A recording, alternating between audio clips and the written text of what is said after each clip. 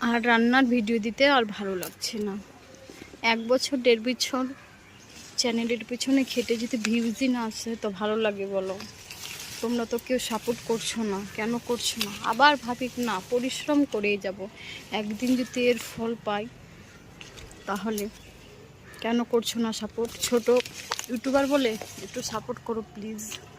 রান্নার ভিডিও না সত্যি ভালো লাগছে না, সবারই ভিউজ দেখছে আর আমার মনটা খারাপ করছে। আমি এত কষ্ট করে রান্না করি আর আমার চ্যানেলে ভিউজ আসে না, কেন আসে না? পারলে তোমরা তো সবই করতে পারো। তাই দেখো আজকে গাছ থেকে জাম পাড়তে চলে এসছে।